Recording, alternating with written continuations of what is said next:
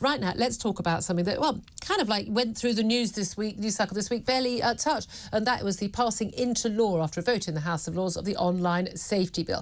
It's controversial new law aimed at, basically making social media firms more responsible for users' safety on their platforms. Well, that sounds good, doesn't it? We're going to be safe. We're going to keep children safe. And especially in the wake of the awful, awful death of Molly Russell, a teenage girl who'd been looking at self-harm sites and committed suicide. Of course we'd want to keep our kids safe, wouldn't we? But should law be made by basically the grieving parents of a dead child? I'm sorry, but sadly, I don't think so, because there are bigger risks involved. Let's talk to Mark Johnson. He's Advocacy Manager at Big Brother Watch. Good morning to you. Good morning. Thank you very much for joining us. There's no doubt at all, the father of Molly Russell, I mean, my heart goes out to him. I can't think of anything more awful than what he's had to go through, losing his daughter. But he has basically had an open door to him. Every media company, every politician wanting to hear from what he had to say, and his urge for us to have more controls on what not just children, but adults as well can see online. Now, we want children. I really, really don't want my teenage daughter to be seeing self-harm sites and have algorithms that direct her in that way. But there is also a danger in allowing social media firms to get to decide what we can and can't see, isn't there? There is, and there's been a line which campaigners that have advocated this law have used throughout, which I think we can actually all kind of agree on, which is that the law as it is offline should be upheld online, and that is a reasonable position. But what we have with this legislation is a kind of regulatory framework that hands over power to the platform to police and censor our speech way beyond criminal law in any case. Asking them to make determinations on what is and isn't permitted.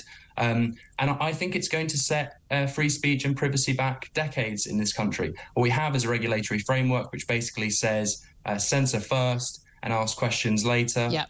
And it's very hard to see how that can work and protect free speech at the same time. Well, indeed. And we saw only yesterday an extraordinary situation, actually, where YouTube censored something which they themselves were putting out. It was actually on YouTube Live, which is hearings from the COVID inquiry here in the UK. And someone clipped up some clips from evidence being presented to the COVID inquiry about vaccine harms, a legitimate area of debate and discussion. And that was flagged up as disinformation and content that could not be put on the YouTube site. And it was taken down by YouTube, even though they themselves had been streaming that, and it's part of the official COVID inquiry to get to the bottom of what's going on.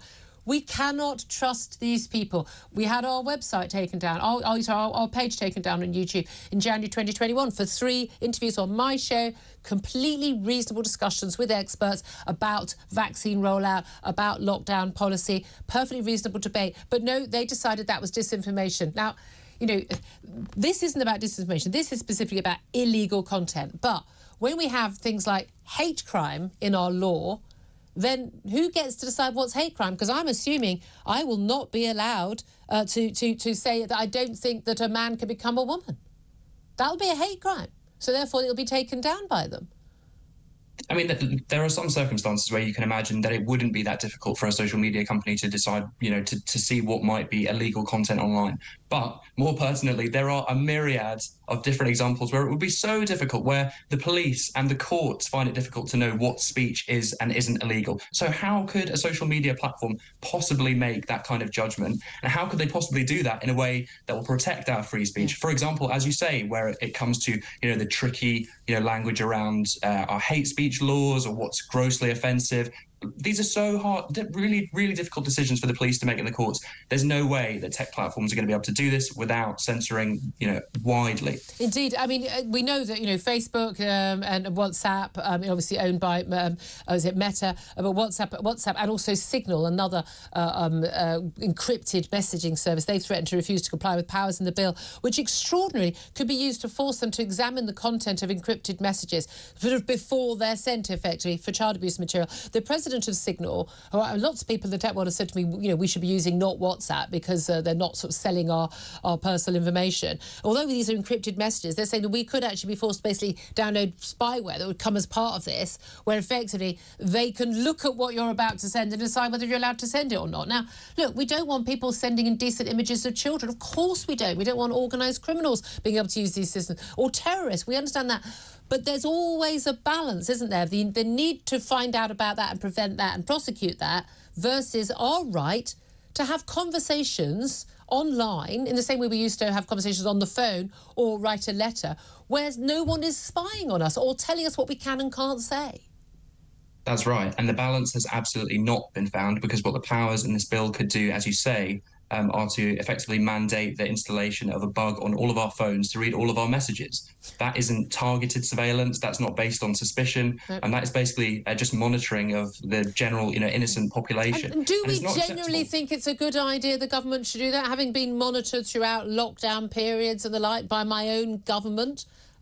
It's entirely disproportionate. And, you have groups like, people like journalists who rely on, secure messaging services like Signal to protect their sources. They need to be able to message people privately. They should not have their messages scanned indiscriminately, no matter how noble the motivation is. Yeah. It's a really slippery slope, and we need to protect private conversations. We absolutely have to. And it's always about keeping us safe, isn't it? Mark Johnson from Big Brother Watch, thank you for flagging this up.